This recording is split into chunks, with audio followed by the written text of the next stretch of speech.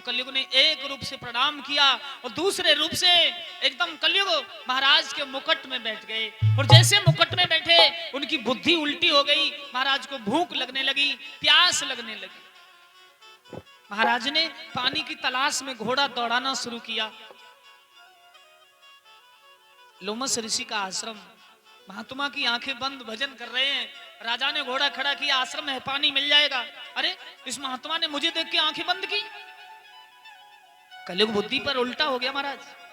वो तो समाधि में थे, चारों तरफ को देखा, एक मरा हुआ सर्प पड़ा, सर्प को उठाया, बस गले में डाल दिया। राजा ने सोचा इतना अपमान इसने मेरा किया, कभी किसी ने किसी का नहीं किया होगा, क्यों?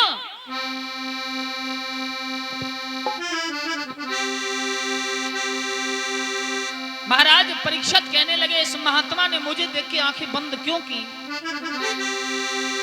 कि धरती से लेके गगन तलक और मुझको अभी अहंकार नहीं।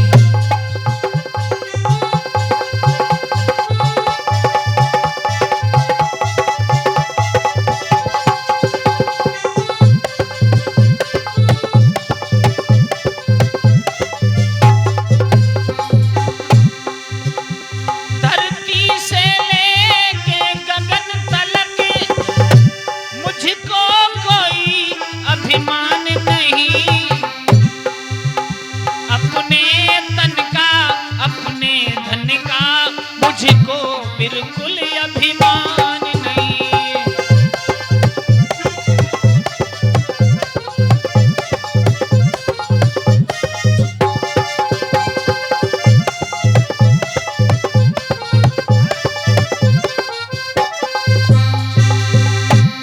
एकदम जवाब दिया,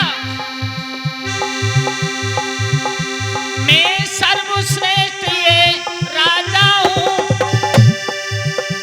निर्वंशी में भूपाल नहीं। मेरे घर पर सुंदर बेटा, मुझे उसका कोई गुमान नहीं।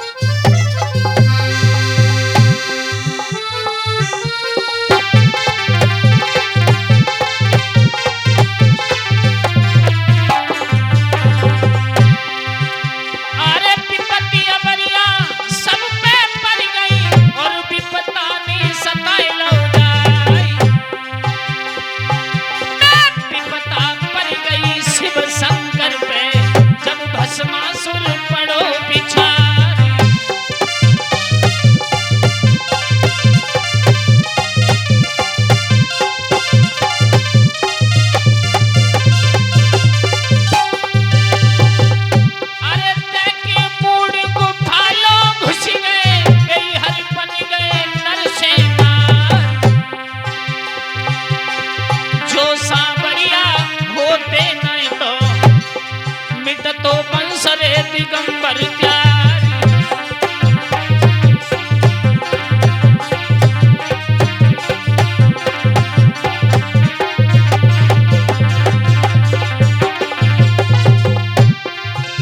भजन करी मनुआ बन की गुफा में, भजन करी मनुआ।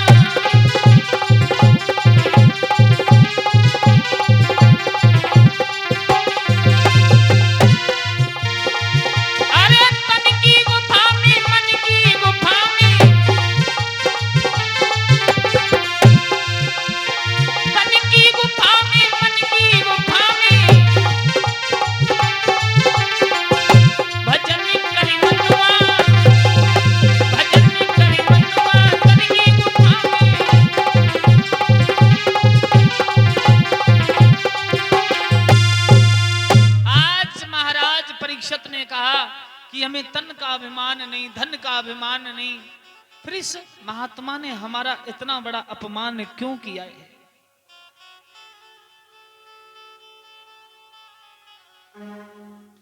जब ये कहा कि इतना बड़ा अपमान क्यों किया, मृतक सर्प गले में डाला, बैठे घोड़ा पर और हस्तिनापुर वापस आ गए।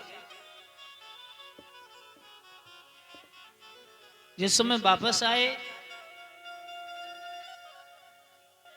और उधर उन्हीं के पुत्र संगी ने छोटे छोटे ऋषि कुमारों से पूछा, यहां पर हमारे पिता के गले में सर्प मरा हुआ किसने डाला है?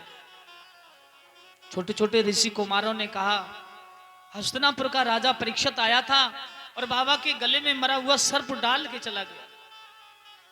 जल लिया हाथ में, बस श्राप दे दिया, मैं तुझे श्राप देता हूं, यही सर्प जिंदा होके तुझे 7 में दिन डस लेगा और तेरी मृत्यु निश्चित है। धरती कंपित होने लगी, बादल गड़गड़ा रहे हैं। ऋषि जी की समाधि टूटी। बेटा, ये तुमने बहुत बुरा किया, बहुत पाप किया। बेटा, तुम्हें ये पता होना चाहिए कि राजा ने भूले से श्राप दिया। महाराज ने अपने मन से नहीं, महाराज के ऊपर कली का पूरा अधिकार था। और उधर राजा पहुंचा तो राजा ने अपने सर से मुकुट उतार के रखा तो राजा पश्चाताप करने लगा। अगर अनजाने में पाप हो जाता है तो पश्चाताप करने से वो पाप हल्का हो जाता है। ऐसे नहीं महाराज देवेंद्र की तरह बोले आज पी ली, अब कल को नहीं पी, बहुत गलत काम किया हमने, और कल को फिर फंस गए महाराज, फिर गोविंद राधे। तो ऐसे पश्चाताप का पाप हल्का नहीं होता। जो अनजाने में हो जाए, भूल से हो जाए, उसे पश्चाताप करने से भगवान आधा कर देते। और महाराज आजकल कीमत भी उन्हीं की है। ये कहते 14वां रतन है। 14 रतन तो समुद्र में से निकले थे। श्री रंभा, विश्वारिणी, अमी, शंख, गजराज, धेनु, धनंतर, कल्पतर और चक्र मणिबाज।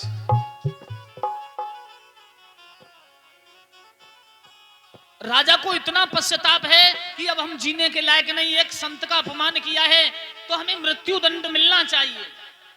लेकिन राजा ये नहीं जानता कि हमको मृत्यु का अधिकार मिल गया। बेटा से कहा, ऋषि लोमस जी ने चलो क्षमा मांगेंगे। अंगिरा, भृगु, वशिष्ठ, मार्कंड, छपासुल्क, अत्रि, कर्दम सब ऋषि इकट्ठे हो गए। नारद जी ने कहा, ये तुमने बहुत बुरा किया। हस्तिनापुर का राजा परीक्षित बहुत धर्मात्मा, संतों को सम्मान देने वाला, ब्राह्मणों को सम्मान देने वाला है। तुम्हारे पुत्र संगी ने श्राप देके बहुत बड़ा पाप किया है।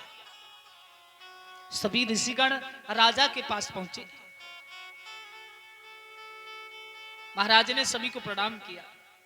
कहा, ऋषिवर ने, राजन मेरे पुत्र ने बहुत बुरा किया, तुम्हारे लिए 7 दिन में मृत्यु दंड का प्रमाण दिया है। राजा बोला, बहुत अच्छा किया, मैं मरने के लायक, मैंने तुम्हारा अपमान किया तो मैं जिंदा रहने के लायक ही नहीं, बहुत अच्छा किया।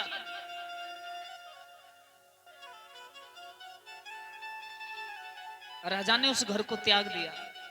बोले, मैं अहोभाग्यशाली हूं, आज तक किसी